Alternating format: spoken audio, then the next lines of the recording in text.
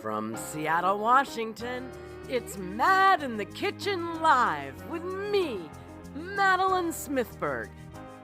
Tonight, Chef Elon Wagoner teaches me how to make kimchi and kimchi pancakes.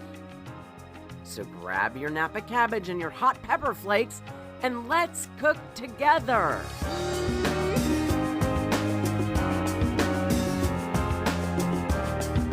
Hello! And welcome to Mad in the Kitchen Live! Oh my God, this is so exciting! It's almost too exciting. This is the very first episode of an 8-week run of live interactive shows we are doing right here in what used to be my kitchen, but now is a TV studio. For the next 8 weeks, every Saturday at this time, 5 p.m. Pacific, 8 p.m. Eastern, you do the math if you live anywhere else, I am going to be cooking live with an accomplished chef or foodie who will be teaching me how to make a signature dish. And you, the audience, that's you in blue, I'm talking to you, are invited to cook along with us at home. Tonight, my guest / food guru is my buddy, Chef Elon Wagoner. Hi, Elon. Hi, Madeline. Elon and I worked together at Blue Ribbon Cooking here in Seattle, where we both taught corporate team building events.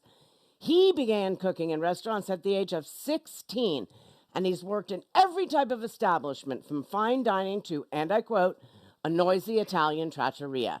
He attended Seattle Culinary Academy, but what I love about Elon is he has a true passion for teaching. Elon, what are you teaching me tonight? So tonight, Madeline, we are going to do kimchi.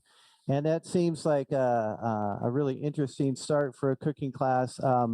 I learned kimchi from a family member. So I kind of married into the gateway food for the Korean culture, which is kimchi. So we're going to be doing something else with the kimchi, we're going to right? brine a kimchi all the way through to doing a kimchi pancake. Exactly. So for you, you married a Korean woman. Can I say hello to her? Her name is Christine, and she is a huge part of this show tonight. Honey. Hi, Christine. It's all your fault. This is all your fault. You know, there's this tremendous connection between food and family. And Elon, I think in your case, it became even more intense because it crossed cultural lines. Absolutely. So I've had many a conversation, mostly just watching in my mother-in-law's kitchen to learn a few tricks. And I think I perfected a few. And during this very interesting year, I've been at home a lot more. So we've been doing quite a bit of cooking. And I decided to really dabble into my wife's comfort food. So that's what got me on this bent to really learn how to do authentic kimchi. It's amazing. Okay, also here with me tonight is Marisa Mahoney. Marisa is a producer. She's my right arm. She works with me and Sky Gleason here at Mad in the Kitchen.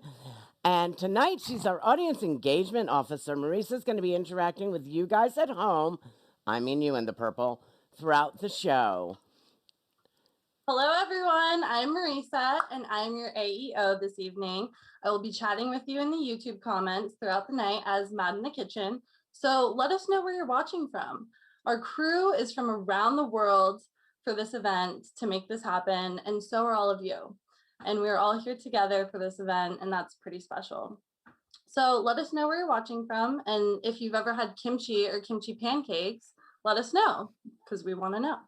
We also have 4 people cooking along at home with us tonight. John Idelson and Bobby Camille in California. And Howdy. Laura Steele from North Carolina. And Ken Jordan all the way in London. I know, that's amazing. Both Elon and I are here in Seattle, but we have an entire crew that's supporting us, as Marisa said, from around the country and around the world. Our control room is in the Bay Area. Our graphics and the person that designed our website are both in London. How cool is that? We're international. My audio department is in Manila, in the Philippines. It's so trippy. All right, Elon, enough talking. Let's get cooking. Let's make some kimchi. I want to mention that the recipe that we're making tonight was adapted from mangchi.com. That's MAANGHI.com. And Mangchi is the Julia Child or the Ina Garten of Korean cuisine, and she's really amazing. And since none of these recipes are really written down, most of them are family recipes, Mangchi has taken them and translated them into English so that first-generation Korean Americans can learn the food of their families. Let's make kimchi! All right, well, let's do it. That's good. Yeah, Manji is fantastic, and I had my mother-in-law verify her recipes, and she is pretty awesome. So the first thing we want to do is just get a Napa cabbage. This is a couple pounds. So we're going to go ahead and trim it up. We're going to take the end off here, and we'll go ahead and take the end of the Napa cabbage off. And we're going to zoom in there. Taking the end off, Elon, cut, just like you said. We make a cut right through the core. And we don't want to go all the way through the cabbage with our knife because we want to tear it. And so we don't damage the leaves on the inside. Isn't that beautiful? I just love this technique. It's so beautiful. It's like a flower. So if there's a couple of leaves on the outside that look a little bit brown, just go ahead and compost those. And then you can see the core. What we're going to do is just make an incision in the core and do the same thing. We'll pull it apart. I don't know. I just love the feel of this. It's just one of those it's really beautiful. satisfying I love things Napa to do. cabbage. I could eat it rip raw. it apart. I'm only using a half one just because I don't have room in my refrigerator for all that kimchi. I know. I've already got some parceled out to a friend of mine who I do carpool with, and she is delighted to get some. But in Korea, it's a really big part of their culture is to make kimchi as a community. It's a real big neighborhood activity. I'm going to put the kimchi in the water just to soak it for a minute. We need to get the leaves wet. And then the next part we're going to do is brine it. So in order to get the salt to really adhere to the leaves, we just want to get them wet first. Okay. So normally you would let it brine for like 2 hours, but we certainly don't have that now here on YouTube or Zoom. But if you were making this at home, you would let that soak for a couple of hours, right? That's right, and I have done another Napa cabbage that's already brined, so we'll be able to work with that and take it to completion. But every half an hour, you're going to rotate the cabbage and just allow that salt to really penetrate each one of the leaves. So you want to get the salt in between all the leaves, right? And I'm using kosher salt. Is that okay? In between the leaves, like this. What I'm using here is a Korean coarse salt. I think that the kosher salt works just fine, though. So if you can't find certain items like the salt, you can always use this kosher salt. That's what we do, is just get it in between each one of the leaves, and then we're going to put it in a container, and then let it soak in the salt for a half an hour. Rotate it and keep doing that until you get to 2 hours. I'll just take a minute to do this. And what this does is it's going to draw the moisture out of the leaves, and it's going to make the leaves really soft and get it ready for all that good flavoring that we're going to end up putting in between each of the leaves. So now talk to me a little bit about the predominance, the preponderance, the ubiquitous nature, I just want to use some big words, of kimchi in Korean culture. It seems to me that there are few foods on planet Earth that are as widely distributed within an individual culture and cuisine as kimchi. Is that correct? That's right. And kimchi is something that's been around for thousands of years. It is a staple at just about every meal. It would be served with rice. It's huge. So this particular style of kimchi, and there we have it, and that's ready to be rotated every half an hour. This particular style of kimchi is usually made in the fall time, and the neighborhood gets together and they come over to one location. You might get 100 heads of kimchi or Napa cabbage, and the neighbors help one person do it, and then that person is scheduled to then go to the neighbor's house and make their kimchi. And once it's made, it goes into clay pots, and traditionally it would be buried in the backyard. Of course, that isn't done in a big city like Seoul nowadays. You have a kimchi refrigerator, or you would go to the grocery store, but still many people are still making it. It's enjoyable to make, and you make it and you give some away to a friend. I bet people like in Vermont in August, they say you have to keep your windows up because people are going to put zucchinis in your car. And I bet in Korea or in Korean neighborhoods, it's the same thing. You have to keep your windows up or people are just going to put kimchi in it. This kimchi that I have that I'm going to use in my kimchi pancakes was given to me by Jean Cho, who is a lovely woman that owns the salon where I get my hair done. And she gave it to me to wish me good luck on Matt in the Kitchen Live on this show that we're doing right now. Well, great. So all right, now what are we doing next, Elon? Okay, our cabbage is brining. Next thing we want to do is make the porridge. So the porridge is going to be made with water and sweet rice flour. We're going to put it into a pot and we're going to bring it to a boil. And the reason we need to have a porridge in this is all that good flavor and vegetable gets mixed into the porridge. And it helps to keep it all together when we slather it in between the leaves. So mix your rice flour, of the sweet rice flour. Rice flour and water together. So quantity-wise, it's 1 cup of water and then 1 tablespoon of sweet rice flour. So just stir it around a little bit. It should dissolve really nicely in there for you. And then once that comes to a boil, you're going to want to have a tablespoon of brown sugar. And the brown sugar just helps that process of fermentation. Okay, there we have it. Did you put your brown sugar in yet? I'm going to wait for it to come to a boil, Madeline. All right, I'm following along. I don't want to be an upstart or anything. Okay, great. So we'll get that going. When it comes to a boil, we'll just take it off the stove and let it cool down. And then we're going to start cutting all the vegetables that are going to go in here. So the vegetables, we're going to have a Korean radish. We're going to have carrots. That's a daikon radish, right, Elon? It's a daikon radish. That's what I see it listed as in the Korean market. Is that correct? That is correct. All right, so what do I want to do here? I want to do matchsticks. Do you want to walk me through this process? So matchstick is really fine. So I'm going to give you a little bird's eye view of a matchstick right there. So this is matchstick. So we want the idea here is we want to have a really fine vegetable that can just kind of lay down nicely in between the leaves. So in just a second here, Madeline, I'm going to go ahead and give my my porridge a stir. And then turn it off and add the brown sugar. So there we go. You can see it came together really nicely. Brown sugar, in we go.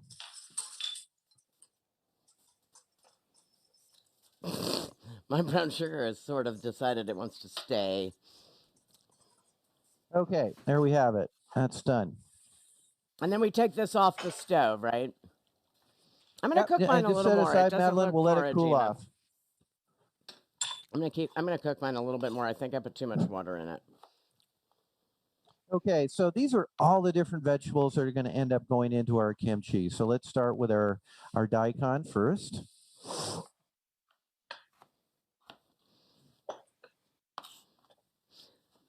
All right, hold on. Where did you learn your amazing knife skills? Absolutely. Where did I learn my knife skills? Well, when you start out at 16 years old in a kitchen, that is one of the skills that is a requirement. You've got to have good knife skills. So anyhow, so you've got your daikon there. So let's go ahead and make slices. So I like to make as thin slices as I can. And if you see how I hold my fingers here, it's a claw. Can we practice the claw here? Yes, This is let's going to practice the protect. This is going to claw. protect you against cutting yourself, and it's also your claw helps to measure the distance your knife is moving back, so that you can get an even slice. The claw is so important. We want about a cup of daikon. And then what I like to do is get them all lined up here. Now, does the daikon go into the porridge? It is going to go in. Let's go ahead and put all of our vegetables into a bowl. Into a bowl. Okay. And then we will mix it with the porridge in a moment. So there we go. And we go across the slices.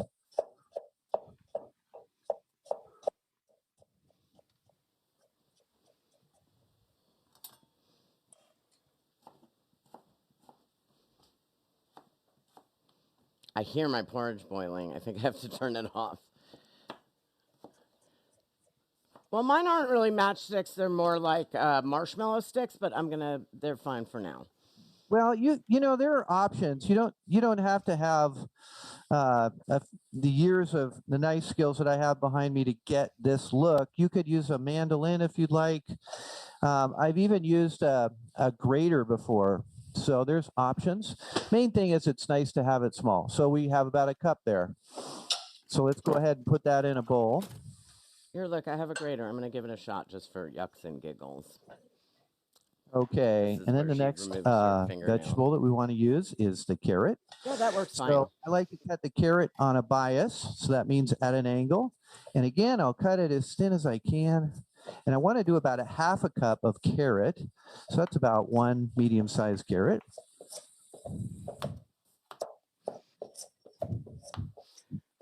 And tell me how you hold the knife. This is what I learned when I took the knife skills from Seppo that got me to Blue Ribbon. It's like you're shaking its hand and your thumb is on top and your right knuckle is at the bottom, but you're really choked up on it more than people would ever really know to be. Exactly. I put my thumb on one side, the finger on the other. If you put your finger on top, it tends to be really wobbly. So 3 fingers underneath it and 2 fingers holding the blade. And then my go-to motion is always from the tip of the knife and then coming down on the back of the knife. I very rarely am doing this kind of motion here unless I'm frustrated in the kitchen. It's a little noisy. So it's always sliding across the food instead of an up and down motion. I'm cutting mine a little smaller. Okay, because I'm going renegade. Good. I'm going kimchi renegade. All right, so we have the carrots and the daikon. So let's look at herbs here. So we have options. I did find a nice chive, and this particular chive is from Korea, and it's called bushu, and it has a similar flavor to it, but it's a little bit flatter.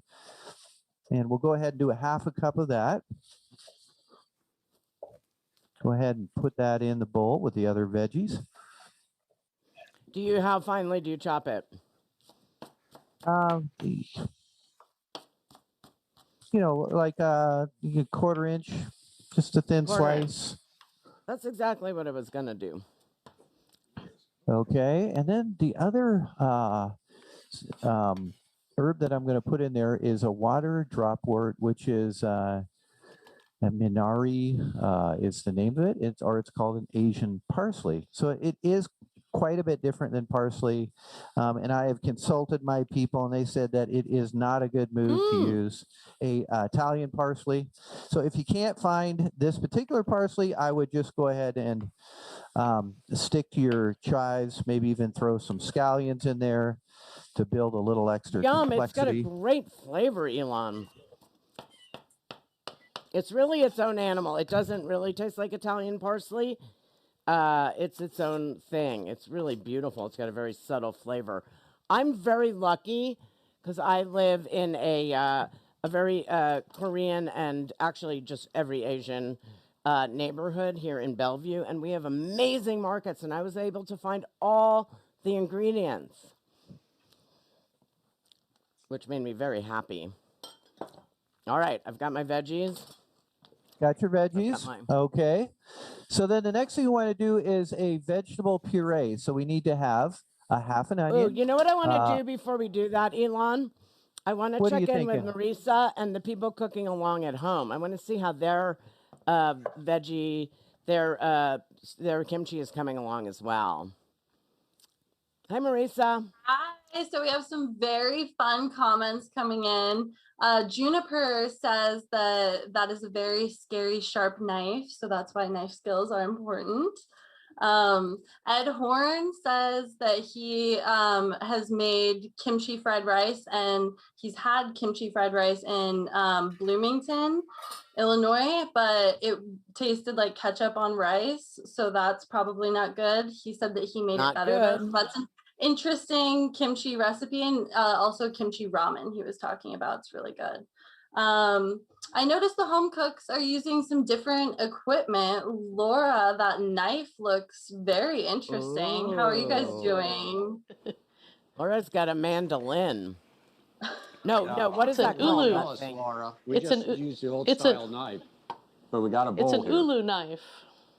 It's beautiful. Ulu That's knife. very- Used by So now Alaskan this natives. recipe, Elon, Yes. calls. Oh wait, Marisa, is anyone in our Zoom room?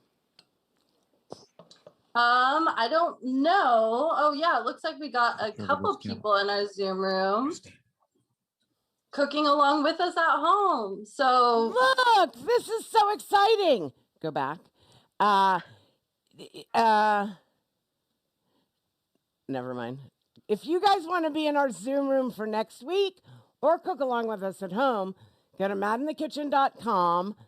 And we have 7 shows we're going to be doing for the next 7 weeks, and you can sign up and be part of the Zoom room, or if you're lucky, cook along at home. All right, so this recipe, Elon, is insane. It calls for what, 40 cloves of garlic? Which is a lot of garlic to individually peel. So there is a technique that we can do. And what I like to do is get my garlic in a thin metal bowl. So if you get 2 thin metal bowls together, you can make a lot of noise, and it's kind of fun, or maybe annoying, depending on how you feel about that. So what I came up with is a pot that I could put on top of that. So you need to have 2 metal surfaces banging against each other, and what it's going to do is create friction between the garlic and the metal, and it should peel your garlic for you. How's that? It's also I need a good drum remedy roll. to get some. All right, everybody shake. You ready?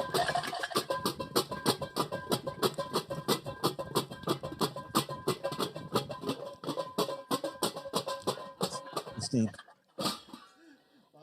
It worked! It friggin' worked! Oh my God, it peeled the garlic. That is an amazing thing. Adam Smith showed us that in the kitchen at Blue Ribbon, and I thought it would be a great thing to play around with today, but it actually worked. I love it when things work. All right, so now we're putting this where? In the Cuisinart, Elon? Right. So the only thing that I would do on the garlic after you've done that nice aerobic workout is take the root end off of the garlic. That's the flat side. So just toss that out. Okay. Next thing we want to do is, if you have a little food processor on hand, you want to go ahead and put that in the processor, and then we're going to take an onion. We only want a half of it, so let's go ahead and cut that, and cut it into large enough pieces so that it fits into your food processor. It doesn't have to be a fine dice, just fit it into your processor. And then the last item that I'm going to put in there is going to be ginger. And what I'd like to do is peel the ginger. So I take a spoon, turn it over, and drag it across the surface like so. Isn't that cool? This is the best way to peel garlic. Ginger takes the least amount of ginger off with the skin. You can do it with a knife, but you lose most of the ginger. All right, wait, I got to catch up with you. Hold on one second. I'm waiting for you. I don't see my ginger, but that's okay. I'm going to trust you on this, and it's all fine. Because we're making this kimchi, but really kimchi needs to ferment for like 3 days. So I'm going to be using Jean Cho's kimchi in my actual kimchi pancakes. But Elon's tip about peeling the ginger with a spoon is a keeper. Okay, then we only need a small portion of this, so let's go ahead and take about a teaspoon. So, and then cut that into pieces again, just so it'll fit into your food processor.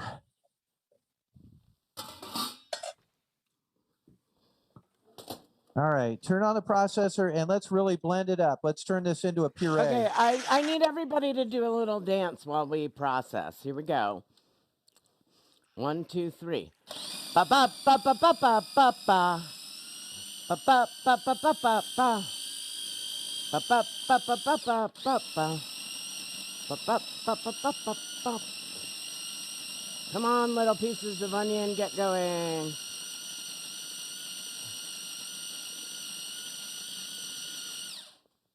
Yes! Are you still there?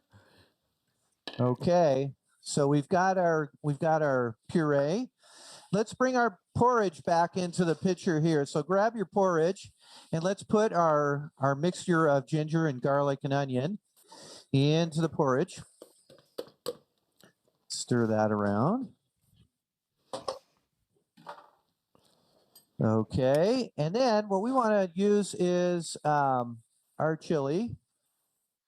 Okay, this I need to talk to you about. Wait, Yeah, Elon. go ahead.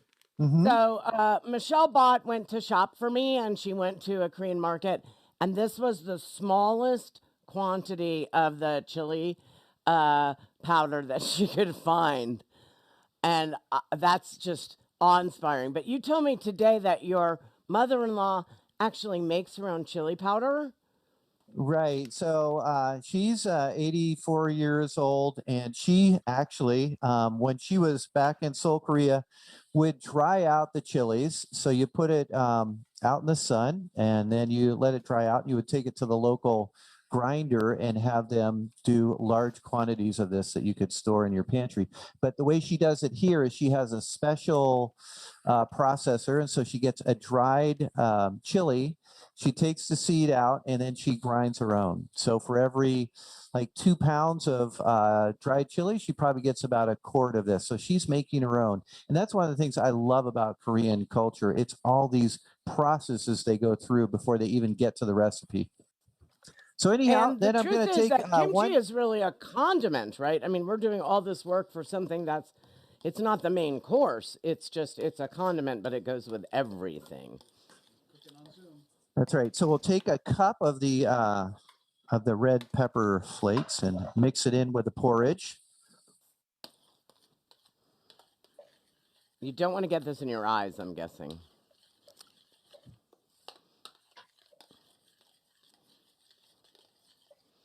Wow, Elon, this looks so beautiful. Doesn't that smell good? Yeah. Okay, so these are the red pepper flakes, gochujara, which is a coarse red pepper flake, is now going to go in with the veggies, and then stir that all around. I'm putting on gloves for this part of the process. These are my leftover from the beginning of COVID gloves when we thought we had to wear gloves to go to the supermarket before we knew that it was an airborne virus. So I have like 100 of them. But they come in handy right now, and I'm really glad I have them. Yeah, so let's continue on with the more flavoring here. So we want to have fish sauce. So many of you have probably seen this in Thai cooking, fish sauce. So we want to go ahead and add that. They dip the summer rolls in it. It's so delicious. It's really flavorful, almost like an anchovy paste, but it has a little sweetness to it. It's the unami, right? That's right. And it is made with dried anchovies. So that's a part of the base of this. So half a cup of that goes in. And then one of my favorite I never measure, I'm ingredients. confessing. I just do it by eye and gut. But that looks like half a cup to me. Okay. And then we have a brine shrimp. So they're little teeny weeny shrimps. And they're little the baby brine shrimp. They almost look like sea monkeys. Remember sea monkeys that were in the back of comic books? I'm old. but they're really they're shrimpy shrimp. So we're gonna chop these up. So I want to do 1 ounce. That's 2 tablespoons. I don't want the juice, so I'm just gonna strain it. And the juice, I'll keep the juice. I'll strain it into my vegetable mixture, and then just take the shrimp, put it on my cutting board, and just give it a rough chop. Okay.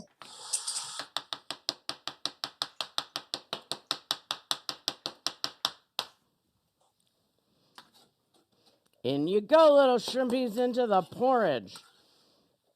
And I'm going to put a little of the liquid in, right? Yep. And I think mix these that are all just together. adorable.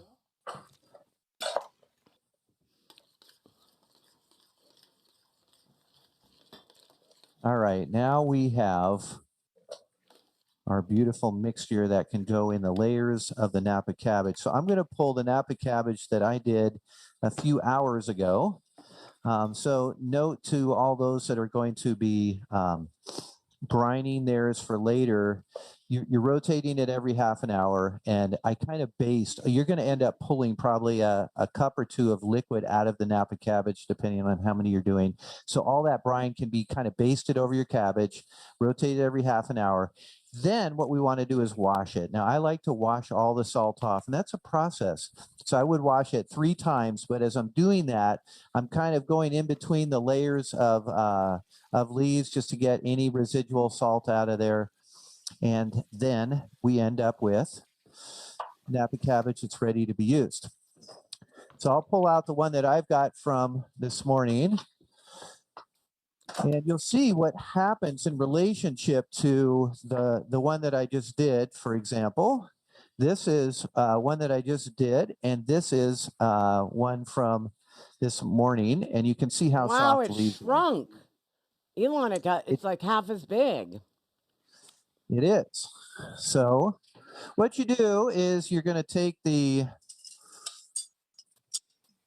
each quarter and go to the biggest leaf at the bottom there.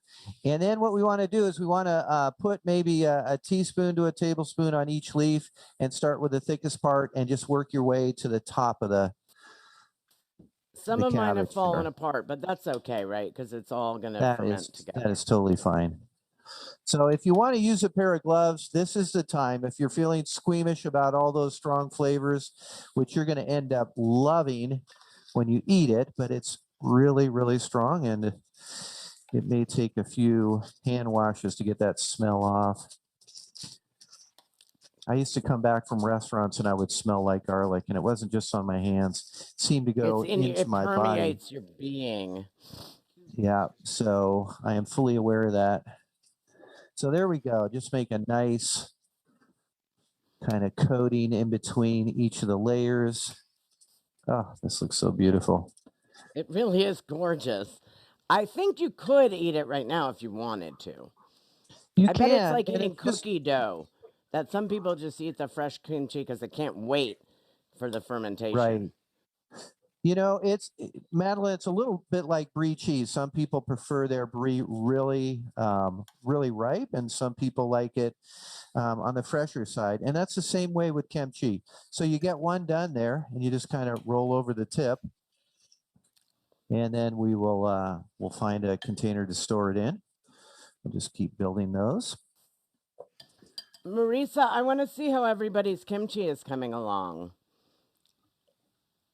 Yeah, the people in the comments have a lot to say about the bag of, what is it, red pepper powder? Red pepper powder. Yeah, so Ed Horn bought a bag also and couldn't find a smaller bag as well. And the clerk told him that it's because Koreans go through it so quickly. So they just need a big bag for convenience.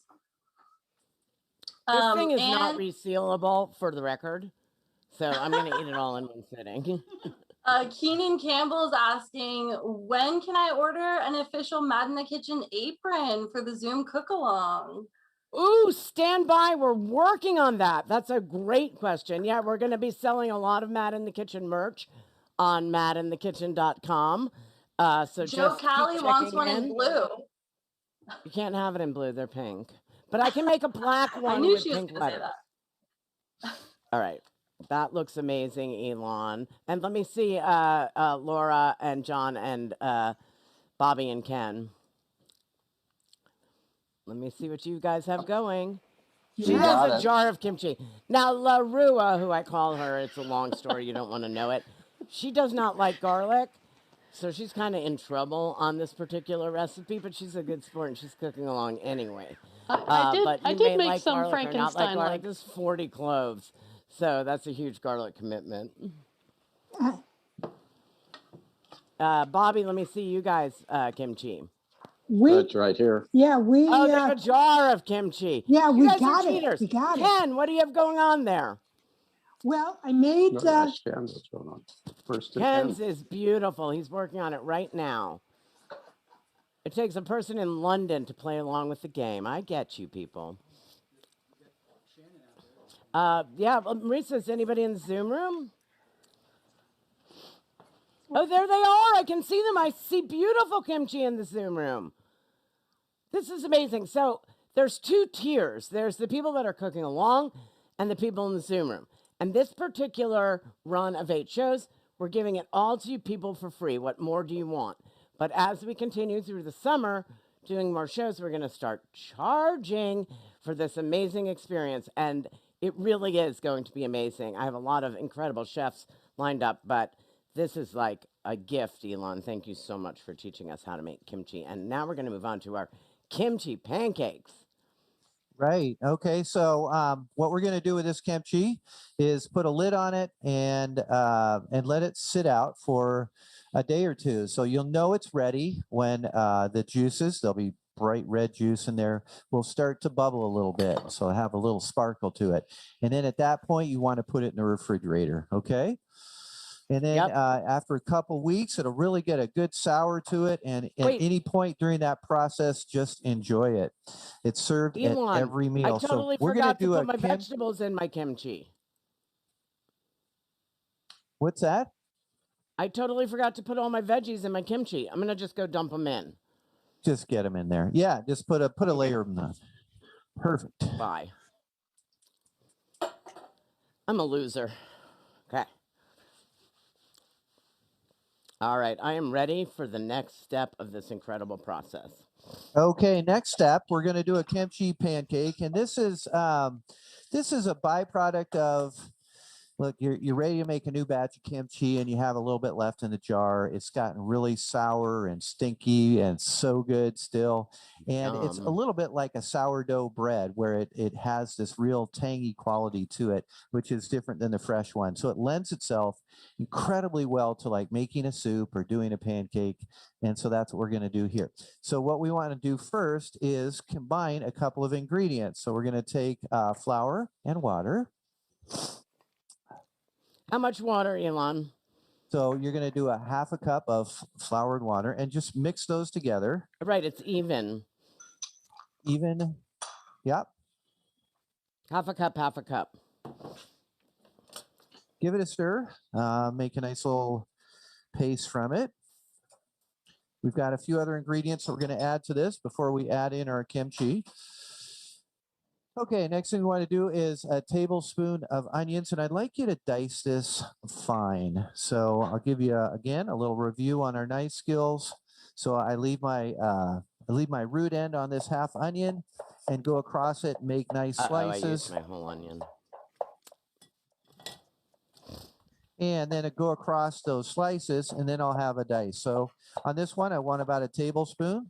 So there's my tablespoon, carefully measured out, as we do in the kitchen all the time.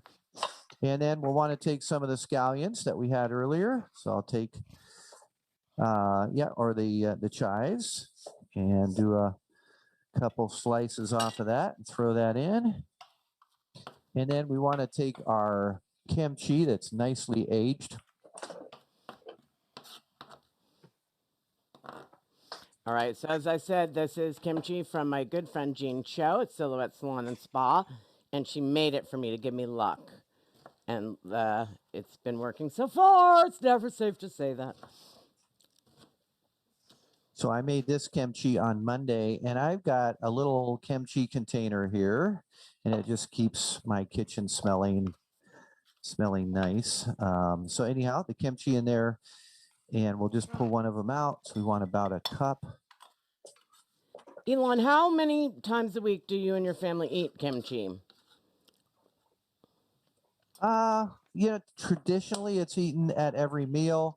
Here in our house, we're eating it pretty regularly. Not with every meal, but we have a lot of little side dishes that we have in our refrigerator.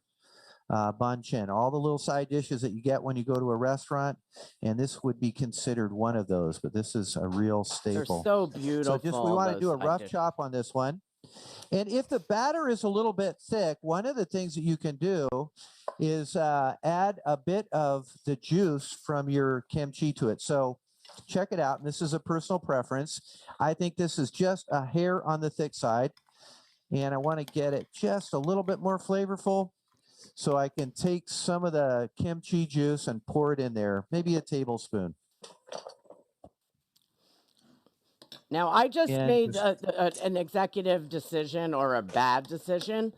I don't have the flour handy, so I put a little more rice flour in because it was looking a bit thin. Is that okay? Or did I just I haven't the wrath tried that. of the Korean food I think gods? that should work fine.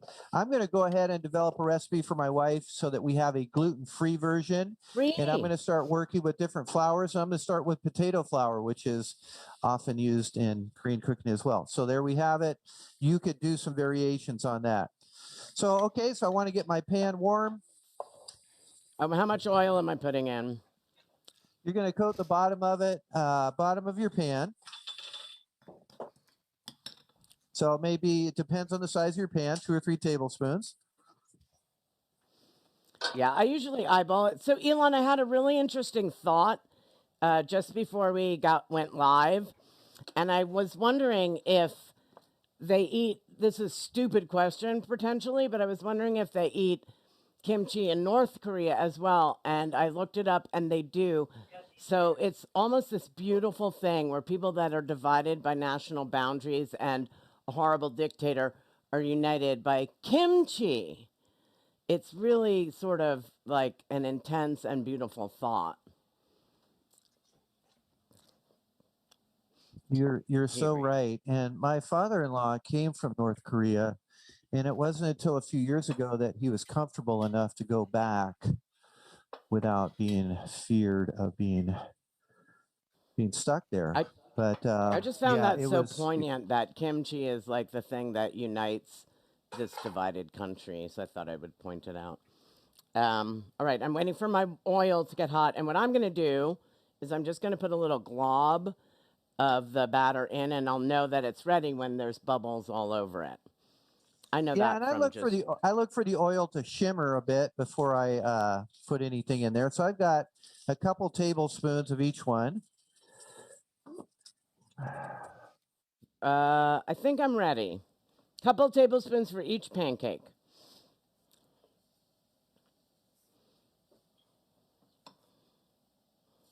I'll see how the rice flour works. Yeah, last night when we rehearsed, I did it with the regular flour, and it was delicious. Okay, so we want to cook it on both sides. We want it to be nice and crispy. And while we're doing this, we can talk a little bit about our dipping sauce, which is really versatile, something we can use in all different kinds of We tried this dipping sauce out last night, and I have to say, I would eat it on paper towels. It's so delicious. So I've got my dipping sauce here. And it's soy sauce. Basically, it's going to be water, equal amounts of water, vinegar, soy sauce, and half again as much brown sugar. So whatever you decide to do in terms of how much you want to make. I'm going to go heavier on the vinegar than the soy sauce just for yucks and giggles. And I'm going to go lighter on the water just because.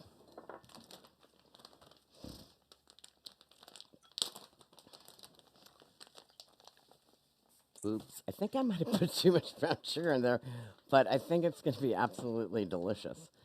Now, do I put scallions in here?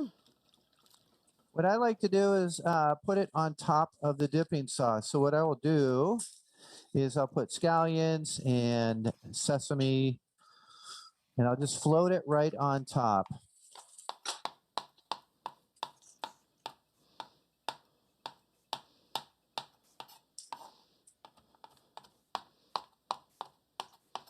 And I'm looking at the edges of my kimchi pancakes. They've got some nice color on it. It's time to give them a flip. Mine.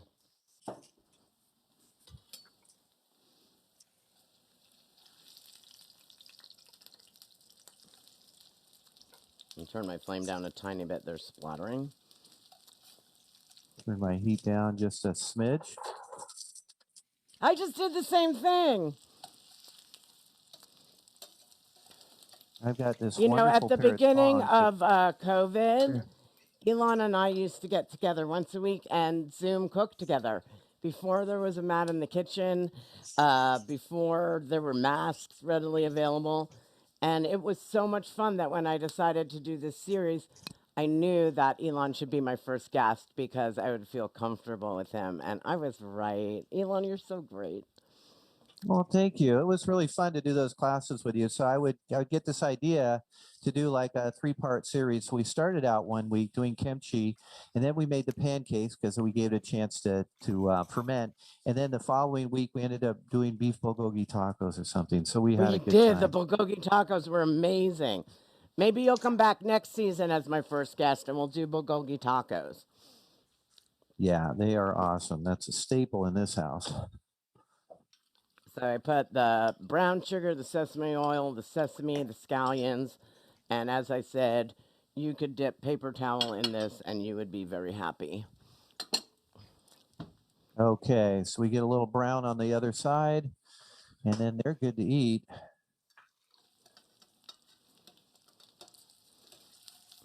Wow, these are great. I need just a little more. Now, I have a question, Elon. Yes, go ahead. And maybe this is a Christine question. How does your Korean food compare to your mother-in-law's? Well, my mother-in-law actually is a really, really good cook, and she does have a set of traditional concepts, but like most really good cooks, she's constantly evolving what she's doing. You probably met cooks that do have 2 or 3 recipes and they do them the same way their entire life.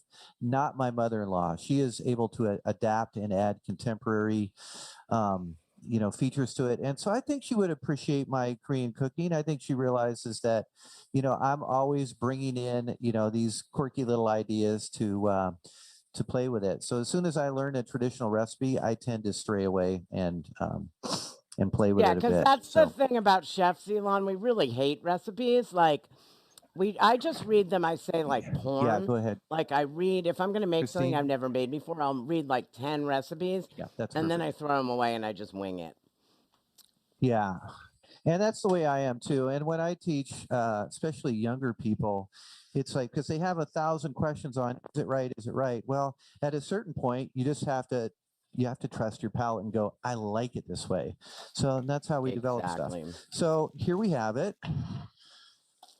Wait, mine are a tiny bit behind yours. Okay. Hold on. Wait for me. For me. Okay. I want them to be nice and golden brown. This one doesn't want to get brown. It's being difficult. What an amazing combination. Oh my God. What are you adding?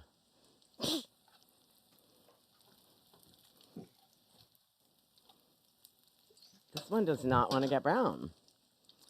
These two are good.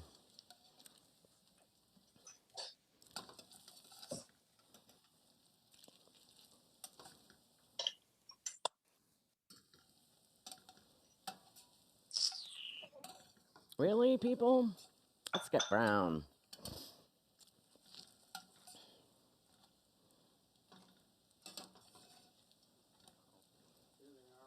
There we go.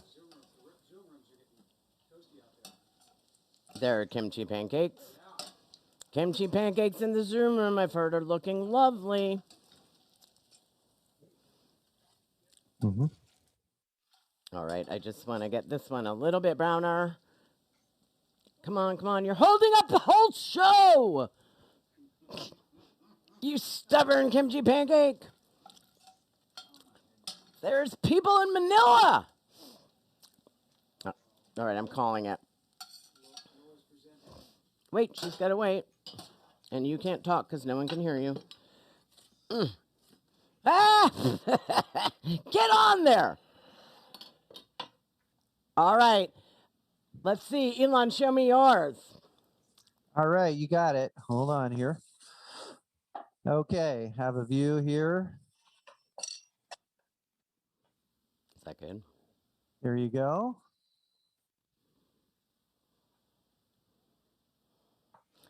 Oh, beautiful. Hey, Marisa, let's go see how our people at home and the Zoom room people did. I want to see their finished products, and I think we should all take a bite together. Yes. My parents are in the house. My beautiful mama, Janine Mahoney, asked, Hi. what is the best wine to pair with kimchi?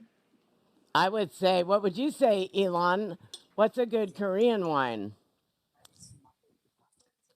A rice wine at Muckley. Yeah.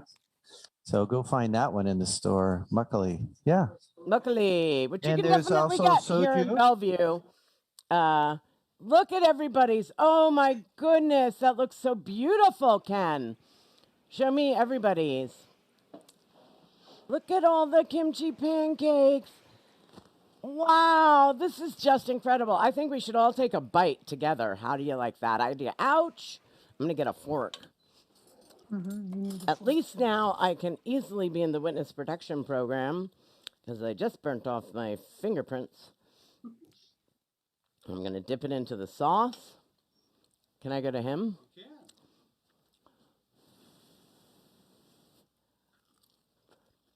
Mmm! Oh my God! Oh my God! Elon! All right. Mm. I got a thumbs up from Christine on this side. What a beautiful mix of flavors. Oh my God. Oh my God. How's everybody's looking, Marisa? Are they happy with their finished products? Oh my gosh, they look beautiful. I can't see Laura's. Oh, Laura's taking a bite. Yeah. We love it. Laura, how is it? Bobby It's and John's delicious. looks amazing. Beautiful. John, is it good? Are you proud of it? Bobby, what do you think? Oh, We love that's it. awesome. We're eating So it. fun. delicious. They're so delicious. All right, well, that's it. I can't believe it. I wanted to go on forever, but we're done. We've made our food. Elon, thank you so much. And good night, and thank you for watching. I will see you all back here next Saturday night at 5 p.m. Pacific time, 8 p.m. Eastern. You do the math. I've already told you. Next week, Damayanti Gachar, who lives in South Africa, is going to be teaching me to make an Ayurvedic vegetarian dish. It's potatoes with peppers. We're going to be posting the ingredients on Monday. If you guys want to cook along, just head to madinthekitchen.com.